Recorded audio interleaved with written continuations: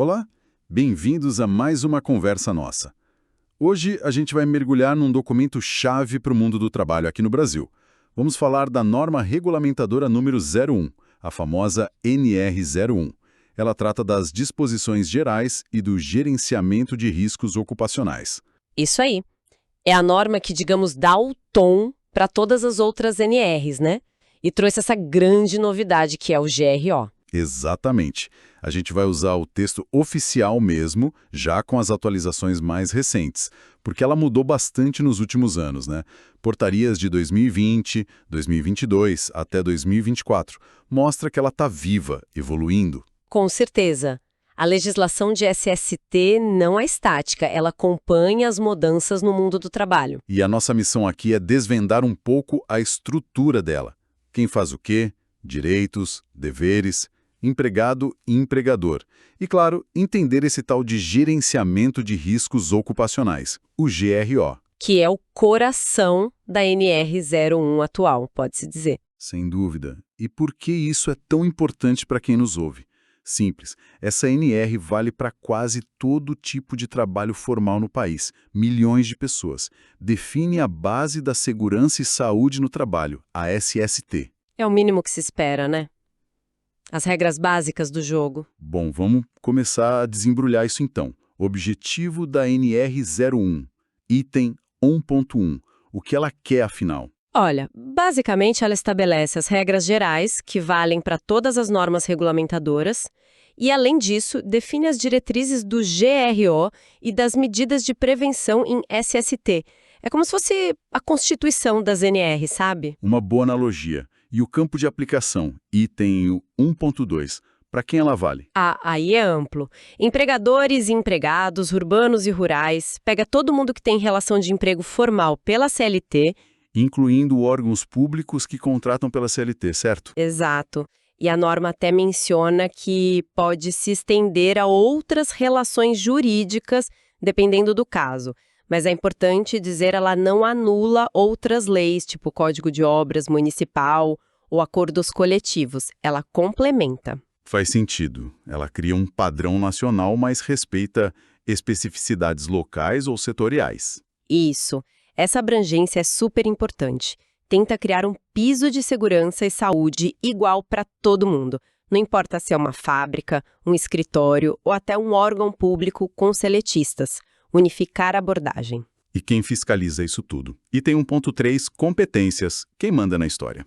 O órgão principal em nível nacional é a Secretaria de Trabalho, a STR, através da Subsecretaria de Inspeção do Trabalho, a CIT.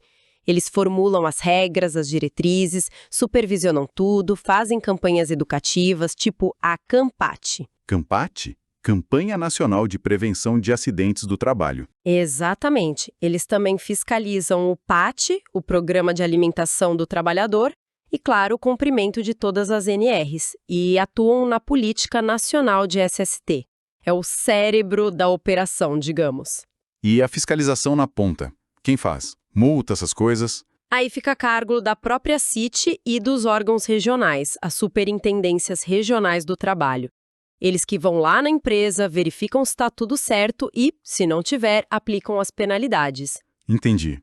Uma estrutura com cabeça nacional e braços regionais. Essencial para um país como o Brasil, né? Tentar garantir que a regra seja aplicada de forma parecida em todo lugar. A fiscalização e a multa são o que, no fim das contas, fazem a norma pegar, dá força para ela. Certo. Agora, uma parte que todo mundo quer saber. Direitos e deveres. Item 1.4. Começando pelo empregador. 1.4.1. A lista é grande, hein? É sim, e tem pontos bem importantes. Primeiro, o óbvio. Cumprir e fazer cumprir as regras de SST. Não basta só cumprir, tem que garantir que a equipe também cumpra. Ou seja, gestão ativa. Isso. E um ponto crucial, informar os trabalhadores sobre os riscos da atividade, sobre as medidas de prevenção que a empresa toma, sobre os resultados dos exames médicos deles, das avaliações ambientais. Transparência total. E além de informar, Tem que elaborar ordens de serviço sobre segurança, permitir que os representantes dos trabalhadores acompanhem a fiscalização, definir o que fazer em caso de acidente ou doença, analisar as causas desses eventos. Analisar as causas é fundamental para não repetir o erro, né? Com certeza! E, claro, fornecer informações para a inspeção do trabalho quando pedirem e, obviamente, implementar as medidas de prevenção. E sobre essas medidas, o item 1.4.1, a linha G, fala de uma ordem de prioridade, né? Não é sair dando EPI para todo mundo e pronto. De jeito nenhum! Essa hierarquia é um dos pilares da prevenção moderna. A prioridade número 1 é eliminar o risco, acabar com ele na fonte. Se não der para eliminar, Aí você parte para o controle com proteção coletiva. Uma barreira física, um sistema de ventilação, algo que protege vários trabalhadores ao mesmo tempo. e se ainda assim não for suficiente ou viável. O próximo passo são as medidas administrativas ou de organização do trabalho. Mudar um procedimento, reduzir o tempo de exposição, fazer rodízio de função. E só então, lá no fim da fila, Vem o equipamento de proteção individual, o EPI. Ele é a última barreira, um complemento, nunca a primeira ou única solução. A ideia é atacar o problema na raiz, não só proteger o indivíduo do risco que continua lá. ficou claro. E tem uma adição mais recente, de 2022, que mexeu bastante com as empresas que têm CIPA, né? Sobre assédio. Importantíssima essa inclusão.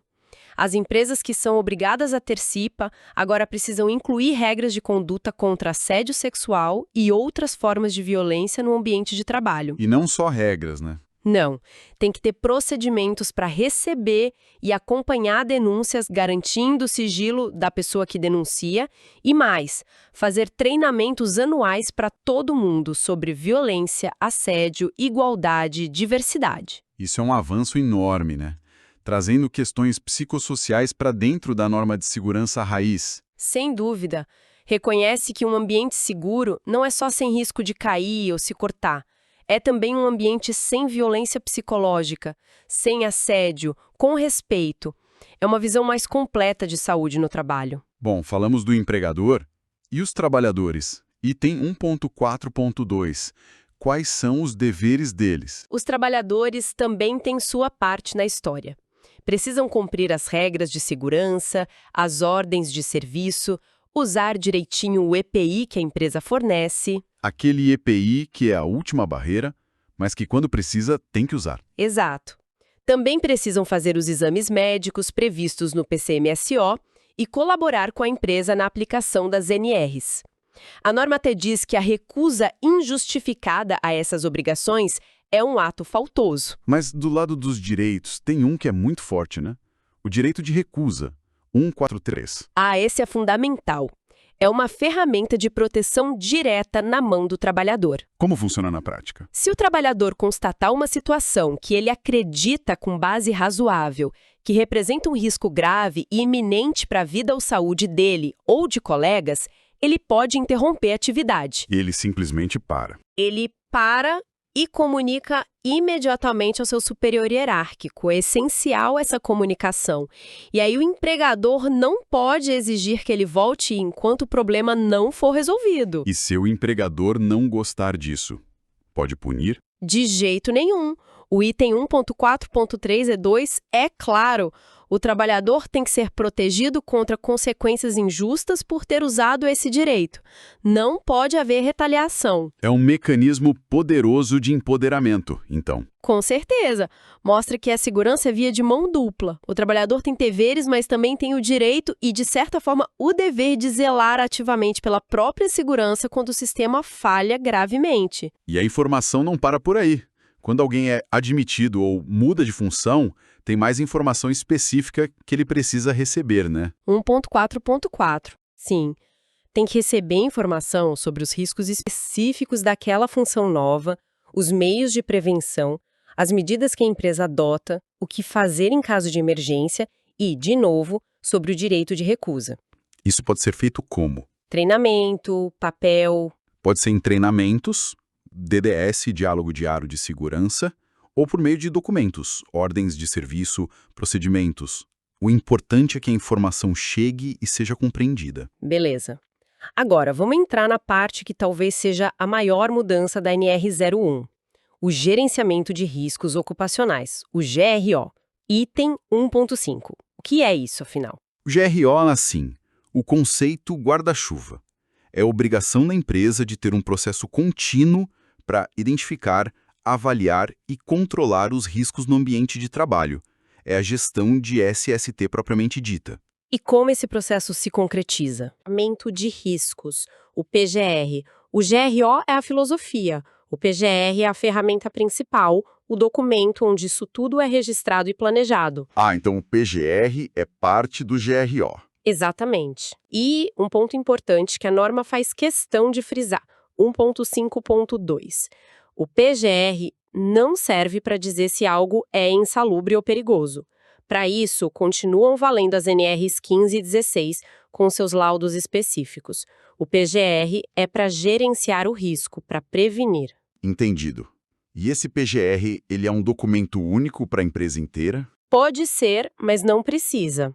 Pode ser por estabelecimento, por unidade, por setor, até por atividade específica, e a empresa pode até usar outros sistemas de gestão que ela já tenha, desde que cumpram tudo que a NR01 exige para o PGR. Flexível, então.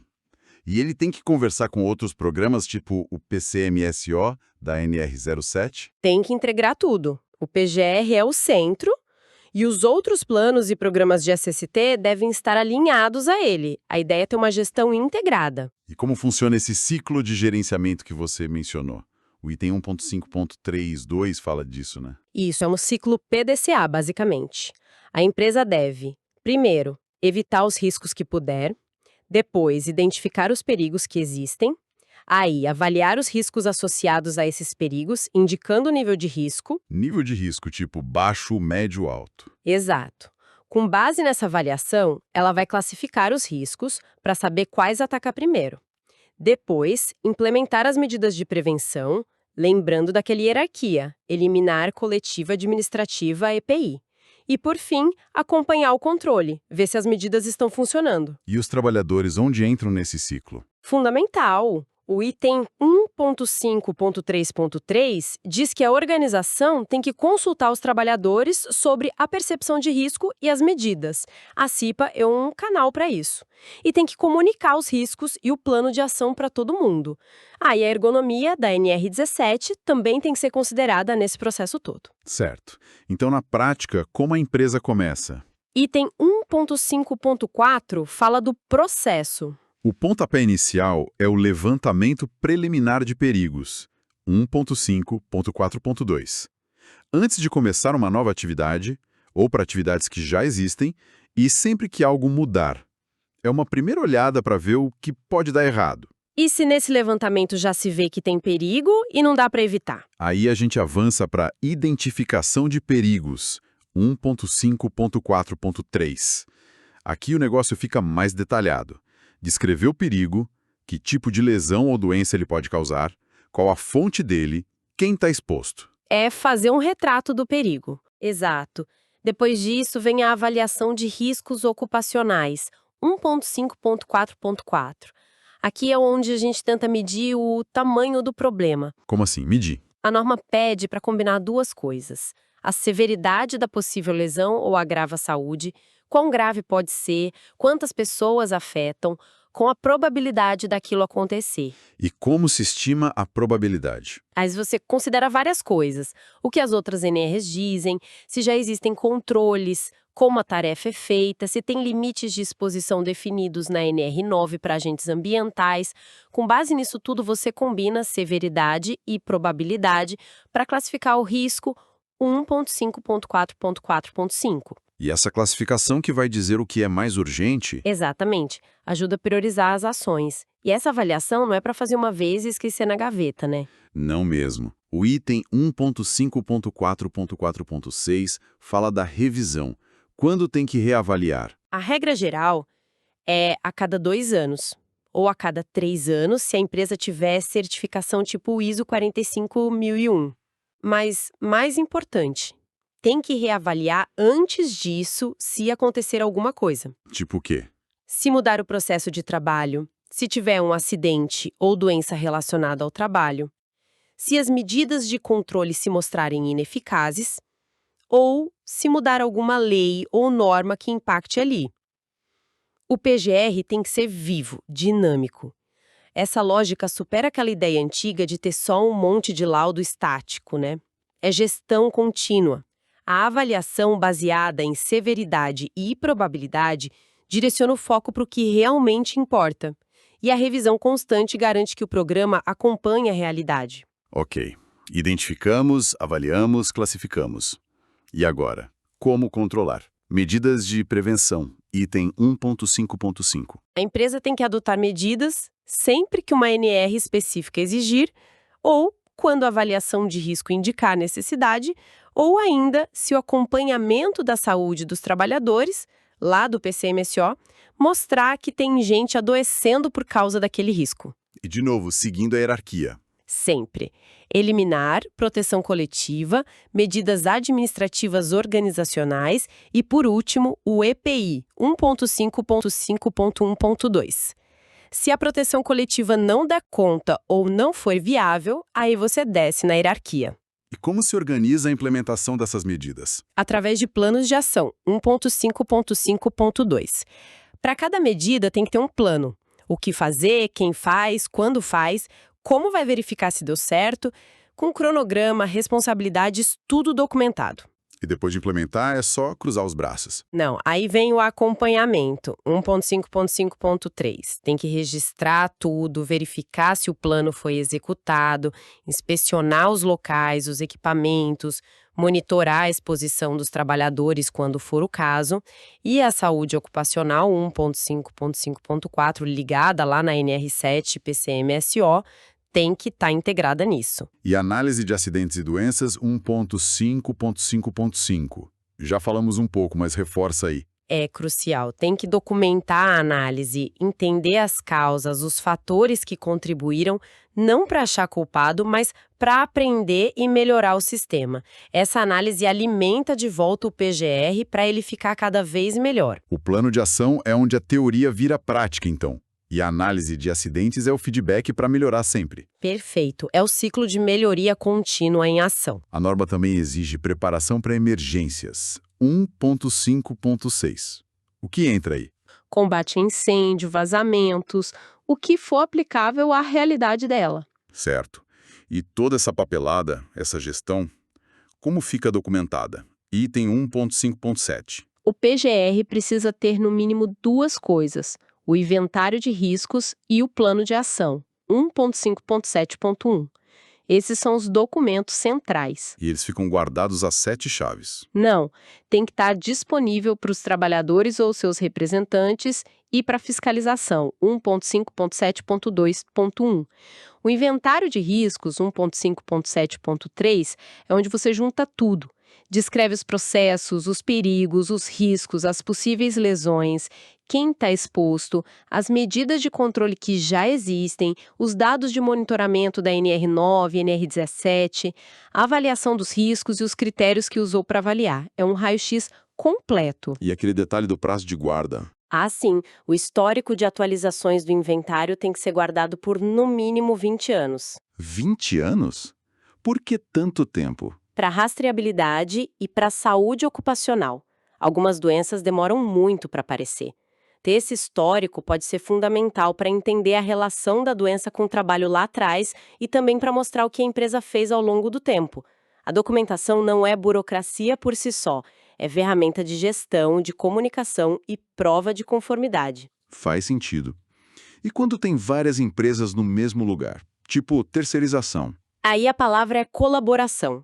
As empresas que compartilham o mesmo ambiente de trabalho têm que integrar suas ações de prevenção. A contratante tem que passar as informações de risco dela para a contratada. E a contratada também tem que informar os riscos dela para a contratante, né? Exato. É uma troca de informações para que o PGR de cada uma considere todos os riscos presentes naquele ambiente compartilhado. Segurança integrada. Outro ponto bem moderno é a prestação de informação digital, 1.6. Acabar com a papelada. A ideia é essa, facilitar. As empresas devem prestar informações de SST em formato digital, seguindo modelos que a Secretaria de Trabalho definir. 1.6.1. Documentos podem ser emitidos e guardados digitalmente usando o certificado digital padrão ICP Brasil para garantir a autenticidade. 1.6.2. E os documentos antigos? Em papel. Para garantir a integridade, a autenticidade e principalmente o acesso. A fiscalização e os trabalhadores têm que conseguir acessar essa informação digital facilmente. A digitalização é para agilizar, dar acesso, mas a responsabilidade pela informação continua a mesma. Não é só escanear ou jogar fora. Tem que ter segurança, rastreabilidade e garantir o acesso. Entendido. Agora, capacitação e treinamento, 1.7. É obrigação do empregador, né? Sim, fornecer treinamento conforme cada NR específica determina. E a NR01 define 3 tipos básicos de treinamento. 1.7.2. Quais são? O inicial, que é feito antes do trabalhador começar a função. O periódico, que é a reciclagem, com a frequência definida na NR específica ou pela própria empresa. E o eventual. Eventual. Quando acontece esse? Esse é acionado por situações específicas, quando muda alguma coisa no procedimento ou na operação que altere os riscos, quando acontece um acidente grave ou fatal, para aprender a lição, ou quando o trabalhador volta depois de um afastamento por mais de 180 dias. É o treinamento para se atualizar com a realidade. E o tempo do treinamento é descontado do salário? Não de forma alguma. Conta como tempo de trabalho normal, trabalho efetivo e tem que ter certificado. 1.7.1.1. Uma coisa que parece bem prática é o aproveitamento de treinamentos, 1.7.6, 1.7.7. Como funciona? É para evitar que o trabalhador tenha que fazer o mesmo treinamento várias vezes sem necessidade. Se ele já fez um treinamento com conteúdo e carga horária compatíveis, dentro de um certo prazo, seja na mesma empresa ou até em outra, esse treinamento pode ser aproveitado ou validado. Isso é bom, evita retrabalho. Sim, mas tem regras. O conteúdo tem que ser o mesmo, a carga horária é compatível, tem que ter sido feito há pouco tempo. Não é qualquer treinamento que pode ser aproveitado. Tem que garantir que o conhecimento ainda é válido para a função atual dele. E treinamento online, EAD, semipresencial, pode? Pode sim, mas tem um anexo inteiro na NR01, o anexo 2, só para dizer como tem que ser. Não é só colocar uns vídeos na internet. O que ele exige? Exige um projeto pedagógico bem estruturado, material didático adequado para a modalidade à distância, um canal para tirar dúvidas durante o curso e formas de avaliar se o aluno realmente aprendeu.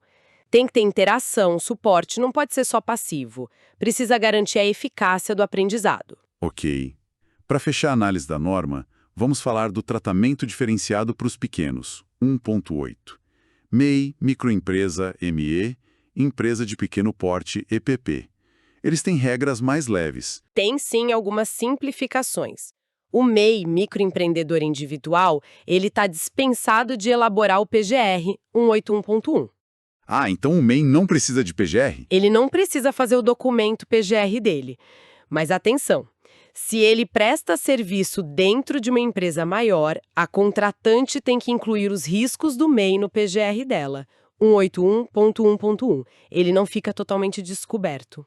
E as microempresas e empresas de pequeno porte? Para as MEs e EPPs que são de grau de risco 1 ou 2, os mais baixos, e que declararem digitalmente que após fazerem o levantamento preliminar não encontraram riscos físicos, químicos ou biológicos, conforme a NR9, elas também ficam dispensadas de elaborar o PGR 184.4. E para o PCMSO, Programa de Saúde, tem dispensa também? Tem uma dispensa parecida, 186. Mas atenção máxima aqui, a dispensa é de elaborar o documento PGR ou PCMSO. Não é dispensa de cumprir as outras regras de SST das NRs, 185. Ah, esse é o pulo do gato. Exatamente. Mesmo dispensado do papel do PGR, o dono da MEI ou EPP ainda tem que garantir a segurança, fornecer EPI se precisar, fazer os exames médicos admissionais, demissionais, periódicos dos empregados e emitir o ASO, o Atestado de Saúde Ocupacional. 1.8.6.1. A responsabilidade pela segurança continua lá. 1.8.8. Então a simplificação é documental, não de obrigação de cuidar da segurança. Perfeito. É uma tentativa de aliviar a carga burocrática para os pequenos, sem abrir mão da proteção do trabalhador. Se o governo vai conseguir oferecer as ferramentas e orientações prometidas, 1.8.2, 1.8.3, para ajudar esses pequenos a cumprir as regras sem ter o PGR formal, aí é outra história. É um desafio garantir que a simplificação não vire precarização na prática. Entendi. Bom, passamos por muitos pontos. Tentando amarrar tudo isso, o que a gente pode dizer que é a essência da NR01 hoje? Olha, eu diria que ela é a espinha dorsal da SST no Brasil. Estabelece as regras do jogo para todo mundo, direitos e deveres claros. Mas a grande virada foi trazer o gerenciamento de riscos ocupacionais, o GRO, e o PGR como um processo contínuo, proativo. Saímos daquela visão de só reagir a acidentes ou preencher checklists. Exato. Para um modelo de gestão dinâmico, que olha para o risco antes dele acontecer, que avalia, que controla, seguindo uma lógica que envolve o trabalhador, que aprende com os erros. Os pilares seriam, então, responsabilidades claras, avaliação constante, hierarquia de controle, treinamento adaptado, documentação como ferramenta e essa atenção aos pequenos. Isso. A NR01 atualizada é mais que um conjunto de regras, é um framework para construir uma cultura de prevenção. A inclusão do assédio, o direito de recusa, a consulta aos trabalhadores, a análise de acidentes. Tudo aponta para uma visão mais completa do que é um trabalho seguro e saudável. O foco é na gestão, na informação, na participação, na melhoria contínua. Fica então aquela reflexão, né? A norma está aí, ela dá estrutura ao caminho. Mas como fazer com que o espírito dela, essa ideia de melhoria contínua, de prevenção real, de ouvir o trabalhador, realmente pegue no dia a dia das empresas Brasil afora? Essa é a pergunta de 1 milhão, né? Como transformar o procedimento do papel numa cultura de segurança que todo mundo vive e respira, desde a alta direção até quem está lá na ponta da operação. Quais são os desafios reais para fazer isso acontecer nas diversas realidades do nosso país? Desafios culturais, econômicos, de gestão, muita coisa envolvida. Com certeza, a norma é o ponto de partida, mas a implementação efetiva depende de muitos fatores. Garantir que o PGR não seja só mais um documento, mas uma ferramenta viva de prevenção, esse é o grande desafio. E com essa questão no ar, para a gente continuar pensando, encerramos nossa análise de hoje sobre a NR01. Valeu? Valeu!